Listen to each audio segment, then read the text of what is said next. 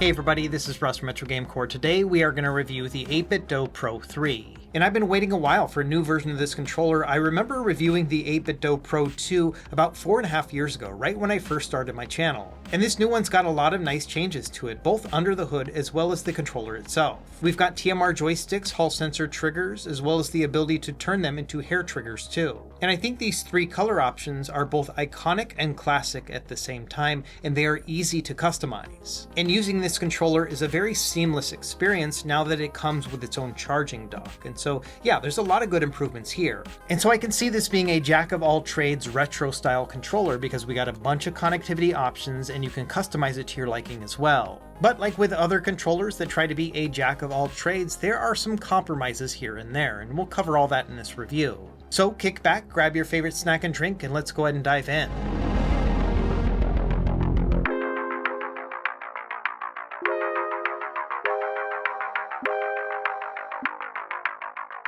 Okay, let's start with unboxing and talking about these controllers, and first and foremost, these are review units sent to me from the manufacturer, but there's a funny story here as well. I ended up getting two different packages, one from 8BitDo themselves and another from Acnes, who is their official distributor, and I got emails from both of them that asked me if I wanted to get these controllers to review, and I said yes to both, and I had forgot that I had actually replied to the other one, and so I ended up getting them both. I've got way more controllers than I can deal with. So I'm going to leave a link to both of these shops in my video description, and they're mostly going to be the same. They're charging the same amount, which is $70. You can get them on Amazon or directly from their websites. However, Acnes is going to sweeten the deal by giving away one of these controllers as well. They'll ship it basically anywhere in the world, and you have your choice of color. So I'll put that giveaway in the video description down below as well. And like with all my videos, they're not seeing this ahead of time. All opinions are my own, and no money was exchanged in any way. Now we've got three different color options to choose from. There's one that looks kind of like a GameCube controller, there's another one that kind of looks like a PlayStation controller, and then finally one that looks a little bit like an old school Game Boy DMG. And like I mentioned, all three of these are going to be $70 retail. That's going to be $20 more than the original Pro 2, but kind of makes sense. We've got a lot of additional features here, and then also that charging dock this time around. So let's do an unboxing of one of these and kind of take a look, and then we'll compare it against the other color options. Now inside the box, we're going to get the controller as well as the dock, and then underneath it we've got a little box of accessories and then an instruction manual. Inside the box there's a couple accessories like a charging cable. Nice thing is that this is actually going to match the controller. So this is obviously the PlayStation style one with the black accents, so you get a black cable. Every controller will also come with these joystick replacements. It basically looks like an arcade joystick. These are kind of hilarious, but not that fun to actually use. So let's take a look at the controller itself, and yeah, this is the PlayStation version one. There's a lot going on here in terms of features and other things, so let's talk about it one by one. We'll start with first impressions, and this is kind of the overall design and feel of this controller, and not a lot has changed from the Pro 2. This one has always felt like a mixture between a Super Nintendo controller and then a PlayStation controller. We've got these two analog sticks down below and slightly centered, and then we also have some triggers that look a lot like a PS4 controller. I remember in my first video not really liking this design because it felt like the controller didn't know what it wanted to be. Like, is it a PlayStation controller? Is it a Super Nintendo controller?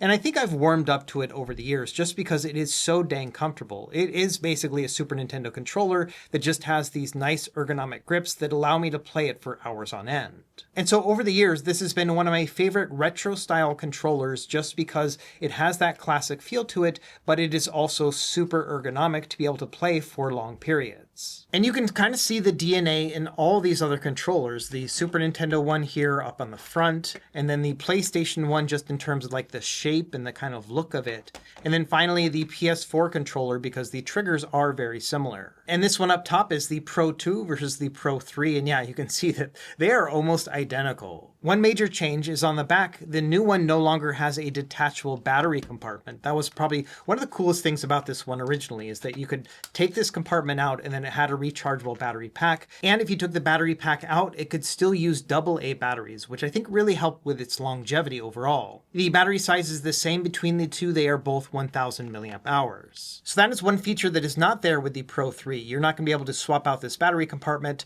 but you also have that charging dock, which might help as well in terms of just making sure that it's topped up at all times. And so that's really my first impression, is that it still has that same classic long-term gaming feel to it, but it no longer has the battery compartment that I liked on the Pro 2. Now, in terms of overall feel, we've got a somewhat matte plastic here. It kind of feels like an original console controller, like something on a PlayStation or an Xbox controller, just a standard plastic texture. On the back, it does have a bumped kind of texture to it. It is a hard plastic. I always like this kind of feel. It makes it a bit more grippy. And so, yeah, overall, I think the plastic here feels good. And it's the same across all the other color options. So same kind of plastic and then same bumpy texture here on the back. Let's go around and talk about the controls and some of the features. So we'll start with this D-pad. So this is what they call a tactile D-pad. They've been using it for the past couple controllers now. It's got a slightly clicky feel to it, but also a very soft click. So it's got some sort of switch mechanism underneath, but then some sort of bumper that makes it a little bit softer. It kind of feels like a halfway point between like the old school D-pads that were rubber membrane connection,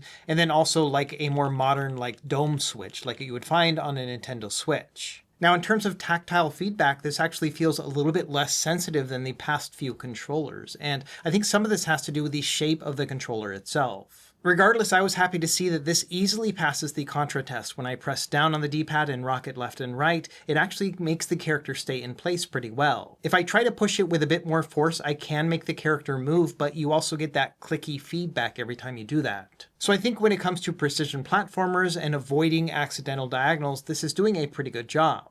Now, on the other hand, because it is less sensitive, I found it a little bit harder to use when playing Street Fighter style games. You have to be pretty darn deliberate about pushing down and getting that click every time you want to do a Hadouken or Shoryuken. And this totally makes sense as well. If you're able to avoid accidental diagonals in a game like Contra, that means that diagonals across the board might be a little bit harder to press. It took me a couple rounds to get used to it, and even then I was missing some inputs here or there, but I think that with some practice I could use this for a Street Fighter style game no problem. And I mentioned that I think it somewhat has to do with the shape of the controller. As you can see, it's completely flat, so the D-pad just goes up against the shell like this. With some of the older versions where they first implemented this new tactile D-pad, it had like an inset divot inside of it, like these Ultimate controllers, which just gives you a little bit more room to work with.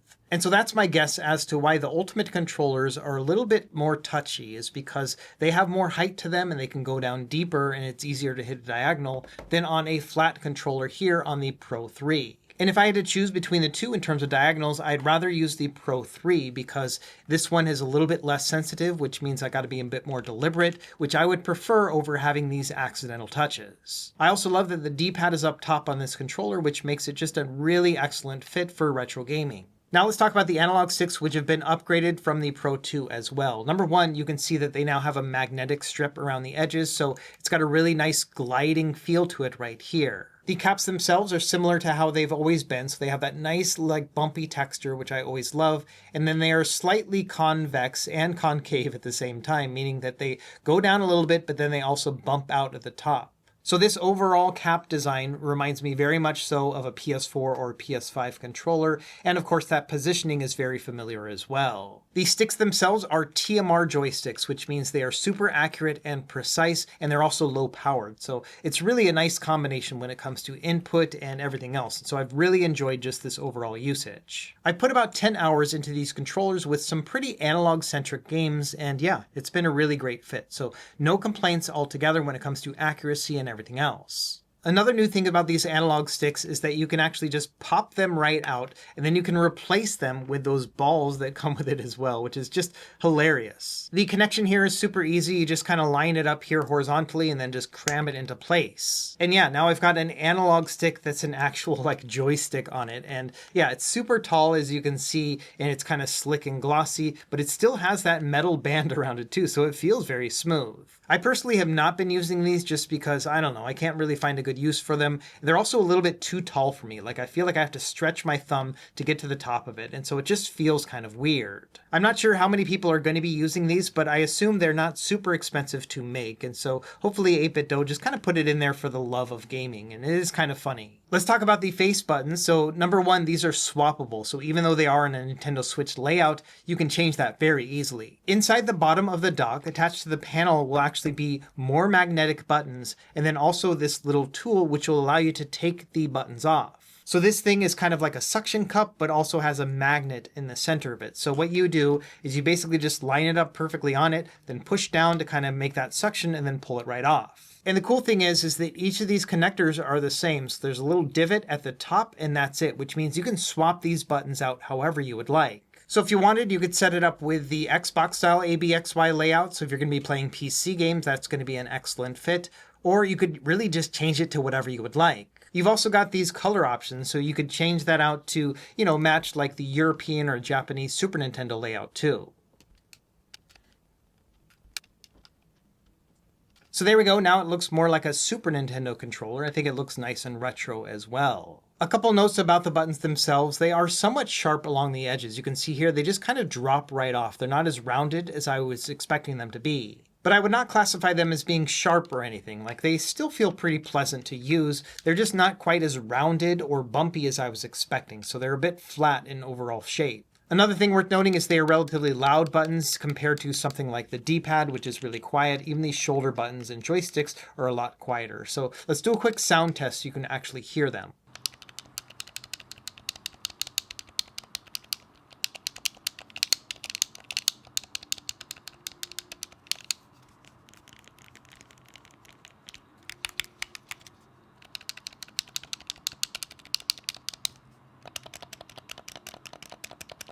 So not the end of the world. It really does kind of remind me of a retro controller in that regard because all those controllers were really loud back in the day too. Now, one really cool thing about these swappable buttons is that you can change out the layout not just in an ABXY swap, but you can actually make it moldable to a different control scheme. And I think the GameCube style controller is the best example here. I talk about this a lot in my videos, but when it comes to someone making a GameCube style controller, they always put the green button here and the red button here, and it never makes sense to me because that's not how the layout was on the original controller. Instead, what I prefer to do is put the green button down here, the red button up here, the Y button up here, and the X button on this side. And this is the first controller I've owned where I can actually map it that way if I'd like.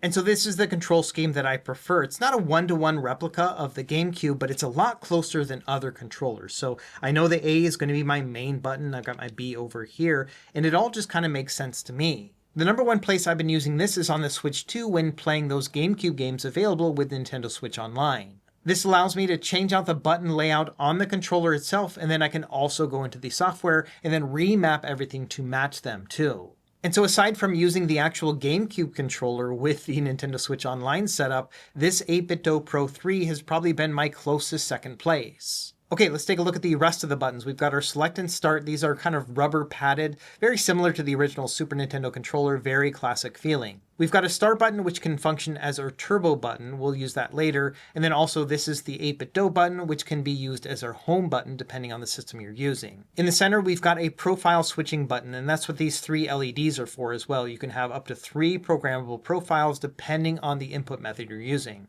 We've got a lot going on up top. Let's talk about these shoulders and triggers first. These shoulder buttons are kind of similar to a Super Nintendo controllers, but they have a nice soft padding to them as well. Very easy to press down on. I actually really like these shoulder buttons. I like that they're so quiet. Like I mentioned, the triggers have a PlayStation style look to them and they feel very good. A slight slope to them, nice travel distance, easy to press down on as well. Each of the triggers also have a switch to make it a hair trigger. It's going to be a digital input at that point. So that'll be great if you're playing something like Nintendo Switch where you're not going to have an analog input anyway. It'll also be great when you're playing a shooter and you don't need to press the trigger all the way down. So you've got a lot of options and I love the fact that it's a physical switch right here. Also up top, we have our L4 and R4 buttons. These are quiet micro switches and these are programmable. You can make them be basically any button you would like on the controller. And we're going to test all this stuff out here in a minute, but let's keep going around the world. So we've got our Bluetooth connection button here. So once you have it switched over to one of the Bluetooth modes, you can press that and it's going to start up the pairing. From there, we've got our USB-C port for charging as well as if you're going to be using it wired,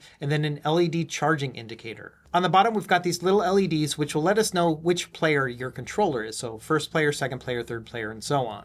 On the back, we've got 2 more programmable buttons, then our pogo pins for the wireless charging dock, And then finally, we've got our different connection options. On the far right is the 2.4 gigahertz option. This will be in both X input and switch mode, depending on the console you're connecting it to. And then in the center, we have a Bluetooth mode for D, which is going to be for Android. And then on the far left, we've got another Bluetooth mode for Nintendo Switch. I personally prefer putting a toggle switch on here. A lot of the other controllers will require you to like press on a button, then start at the same time, and you have to memorize which one is which. And I always hate that. I have to go back and look at the instructions. So having a physical switch to go between the different modes is something I really like. Let's take a look at the dock. So it's going to be color matching to the controller itself, and it fits right in like that. And I think it looks really nice. It's easy to get in and out, and it has divots for the analog sticks. So it's going to be perfectly centered every time you drop it in. It's a very simple setup. You have the pogo pins right here, then our USB-C ports. You would plug this into your computer, your Switch, or whatever. And so that will connect to it and then also charge it at the same time.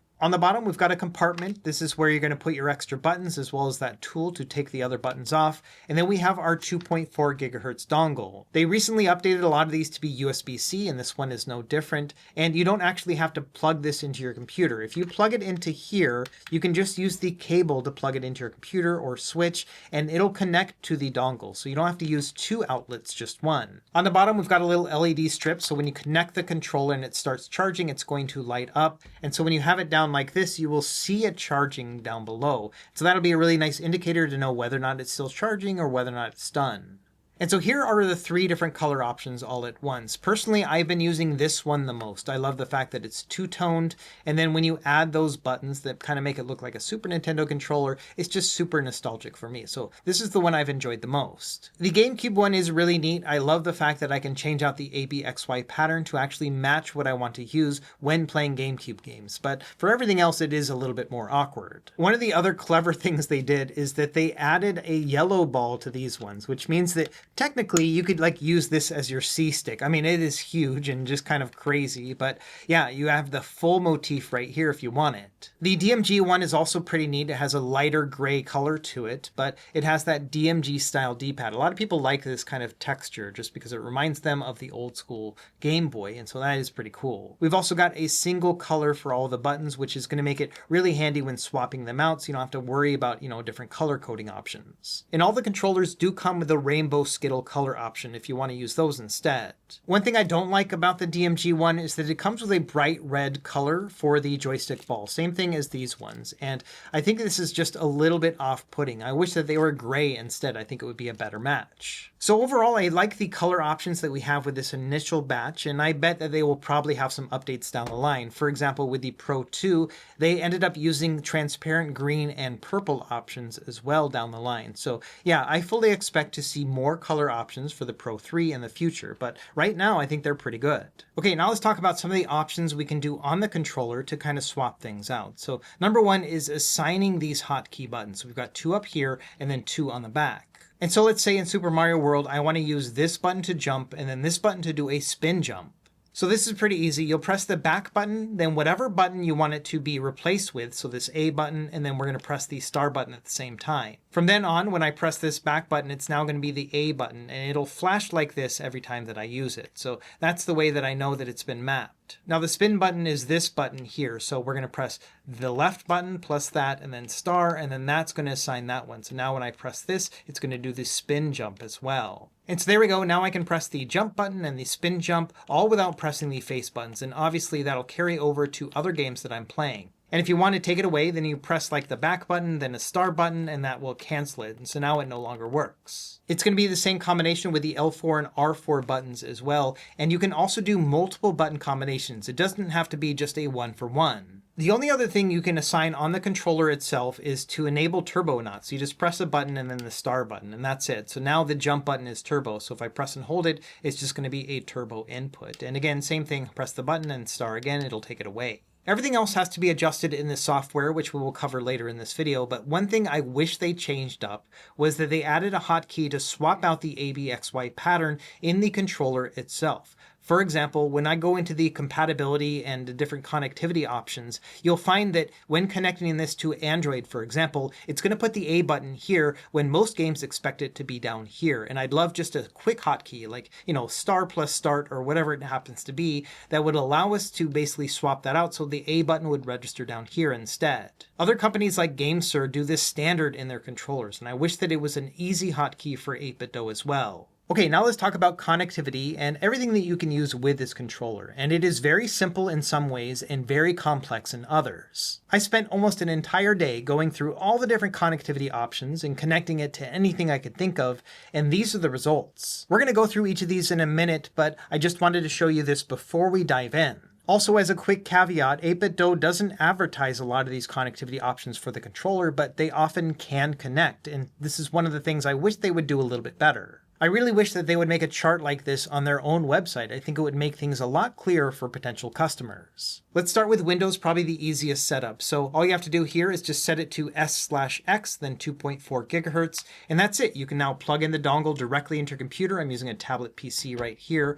Or you could also use a dock like this, put your dongle underneath, then plug that into the computer using the cable. That's going to work as well. And then finally, if you wanted to have a wired connection, you could also use the cable connected from the controller to your computer, and all that will work perfectly. It's all going to be X input, which means that, yeah, it's going to register correctly. The ABXY pattern is going to be correct. And so, yeah, this is a really easy way to use it. And so that's why on my chart, it's showing in green, and that both 2.4 gigahertz and wired mode works perfectly fine, and they're in X input mode.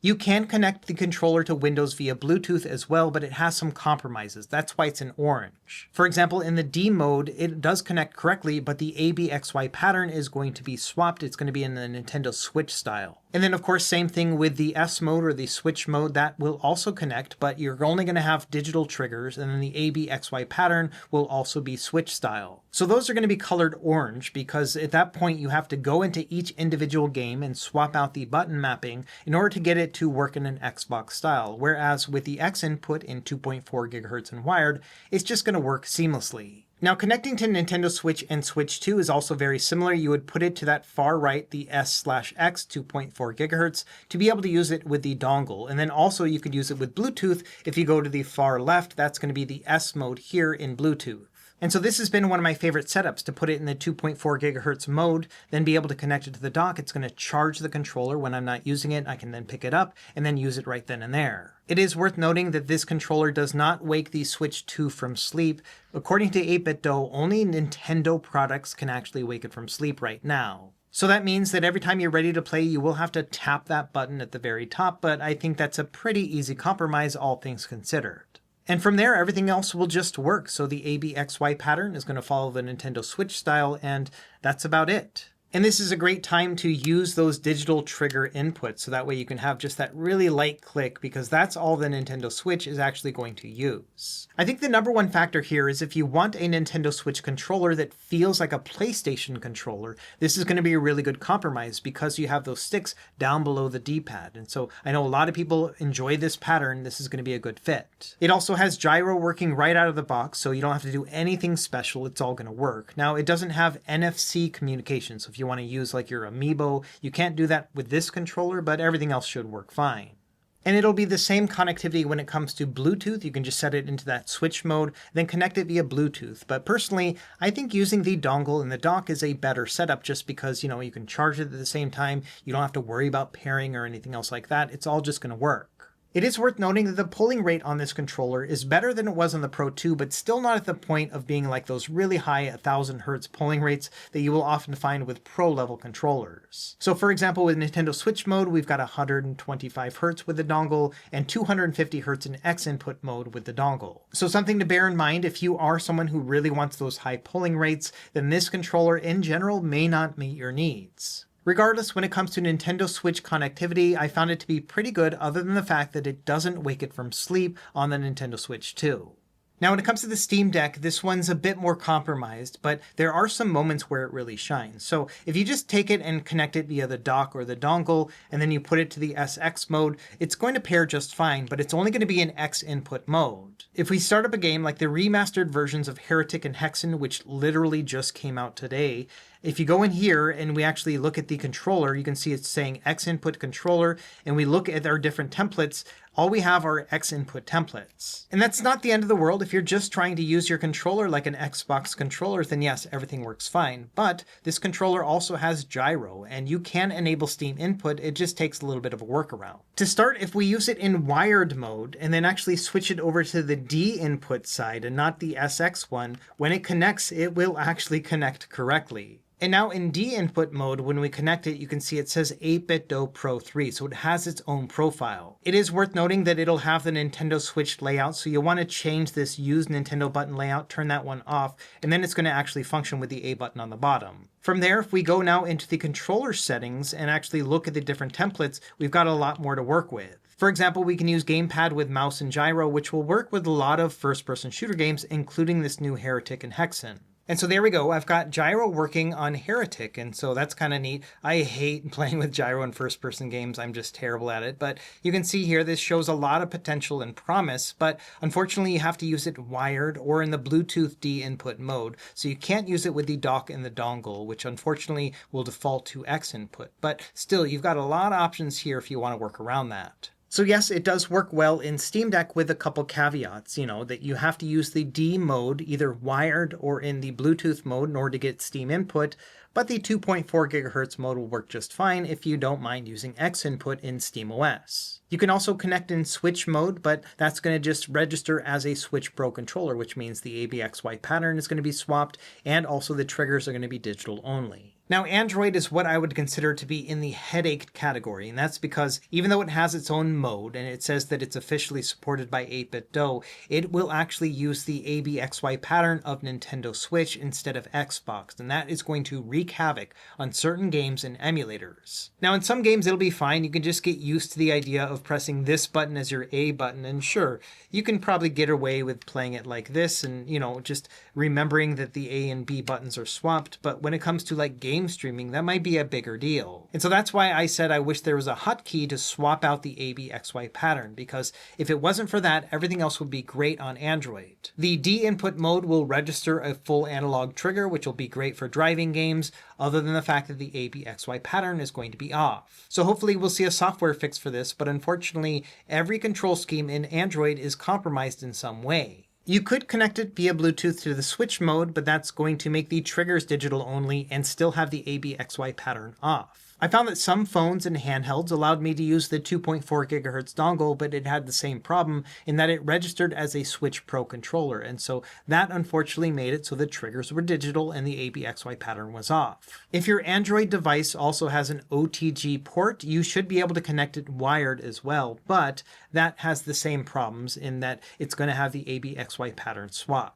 Now, when it comes to retro handhelds like those that are cheaper and Linux-based, then this will often work, but it really depends on the firmware. So here is Newly. This is based off of Batacera, and this one will work just fine with this controller. So the way you would do this is you would go into the settings and go into the controller and Bluetooth settings, make sure you have Bluetooth turned on. Then there's an option that says pair Bluetooth pads automatically. So you'll select that. It's going to look for Bluetooth pairs. We're going to turn this one on, and then we're going to use that Bluetooth pairing button to put it into pairing mode. After a moment, you'll see here that it'll say it found the 8BitDo Pro 3, and then it'll connect. Once you have it connected, it might work right out of the box, but if it doesn't, there is an option that says controller mapping. So you'll have to go in there and then pair all of the buttons to match the controller. And that's it. From there, you should be able to use your Bluetooth controller with your retro device, but again, it really depends on the firmware that you're using. Something like Newly or Rocknix usually works really well. So that's what I would recommend trying out. Now, when it comes to using a Mac or an iPhone, it also will work. You'll want to put it in switch mode. So you're not going to be able to have analog triggers, but everything else should be okay. Now, once you have it paired in Switch mode, the ABXY pattern is going to be Nintendo Switch style. So the A button is going to be on the right side, and depending on the game that you're playing, you probably don't want to have that. Luckily, something in iOS and macOS allows you to adjust that. So just go into your general settings. There's a game controller option. Within here, you can create profiles. And so what you want to do here is we want to create a new profile. Let's call this thing Switch. And then in these settings, you can actually change out all the buttons you want. So all you have to do is very simple. Just make A, B, and B, A, and X, Y, and Y, X, and that's it. So once you've created a profile like this that changes out the ABXY pattern in its software, just hit done. And then with your Pro controller, which is already attached, change out the profile. Instead, make it the switch one. And that's it. Now every game and everything else will work just fine. I wish there was a setting like this for Android because that would make it very seamless. But either way, that's what you need to do for the Apple products, for iOS as well as an iPad and then macOS too. And so even though it is awesome, we can change out that ABXY pattern in the software on our Apple devices, the triggers are still going to be digital, and there's no way to change it as far as I can tell. It only registers as a Switch Pro controller.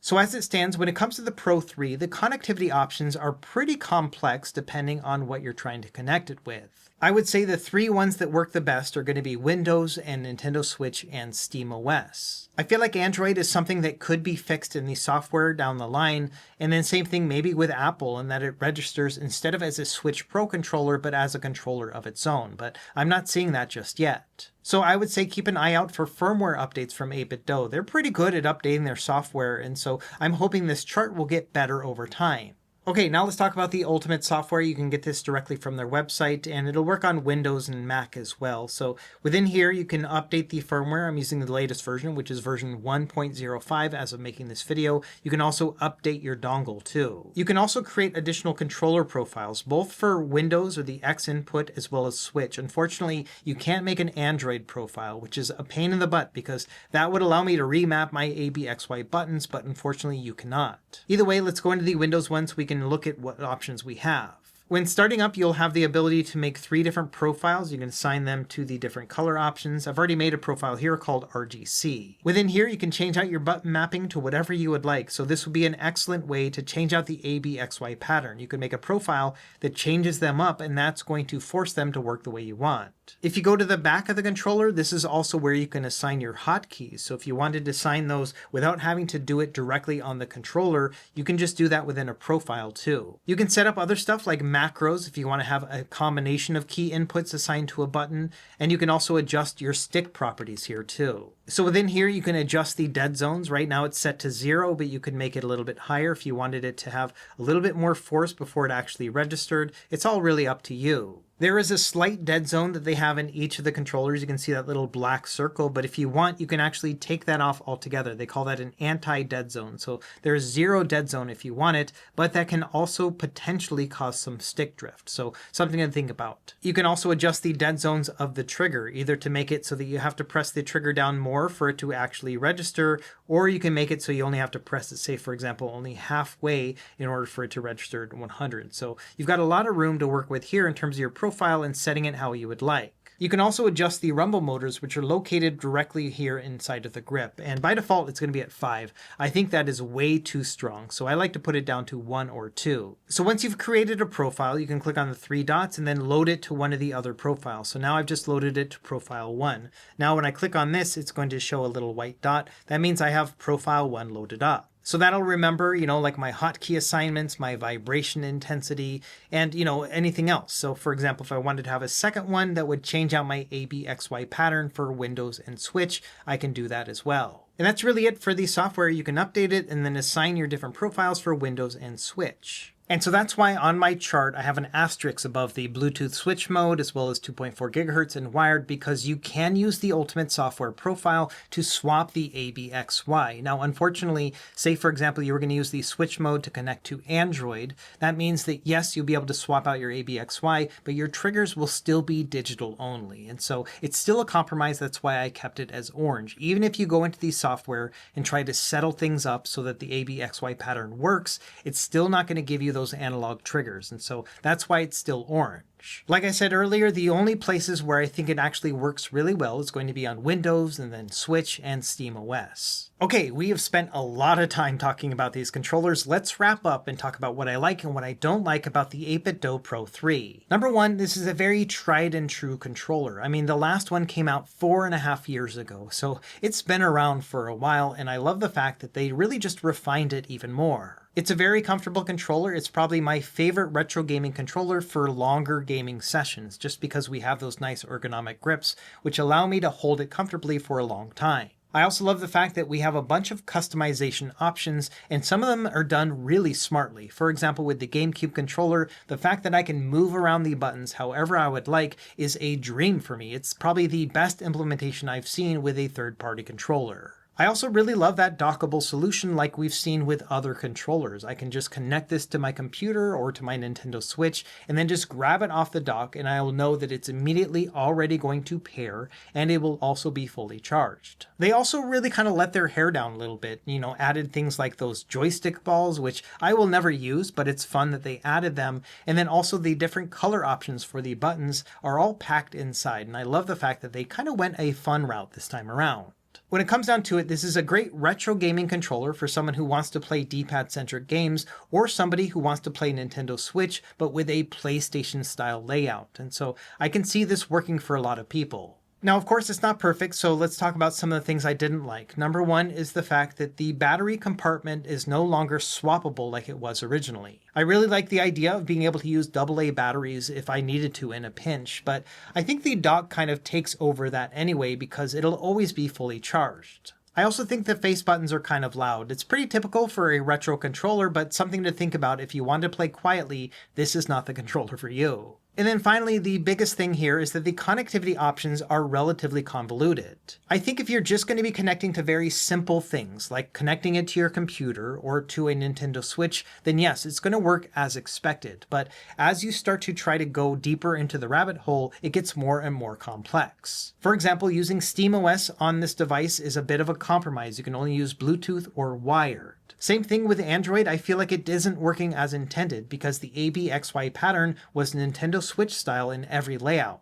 Same thing with Apple products. Even though they say it officially supports it, it still only connects as a Nintendo Switch Pro controller, which means we don't have analog trigger inputs, which can be frustrating because the controller itself has an analog trigger. When it comes down to it, I think the Pro 3 is an excellent controller. It's super comfortable, all of the buttons work correctly, the D-pad is a lot better than I was expecting, and it does work great with Switch and Windows. Everything else is a little bit wonky, and I'm hoping they will fix that in the software. When it comes down to it, the hardware of this controller is excellent, and I think that, a couple software tweaks will probably get it on its way, but as it stands right now, it is kind of limited in what I want to use it with, and right now I've just been using it on PC as well as Nintendo Switch, but I would love to make this my primary SteamOS controller with Steam input through the dongle. At the end of the day, if you're going to be using this on PC for retro gaming, I think this is probably one of the best options out there. And then also, if you're going to be playing it on Nintendo Switch and you want that PlayStation layout, this is an excellent solution as well, especially with that whole dock setup too. I think it makes it very convenient. And in those two categories, yes, I think it's well worth $70. For everything else, I think it might be worth hanging back and seeing whether or not they have some software updates in the future, or maybe they have a new color option that will resonate with you a little bit more. And always the price on these tend to go down as well. So it is in your best interest, if you're not going to be using it just for PC or Switch, to maybe wait and see if this is going to get better over time. Let me know what you think in the comments down below. As always, thank you for watching. Be sure to like and subscribe if you found this helpful, and we will see you next time. Happy gaming.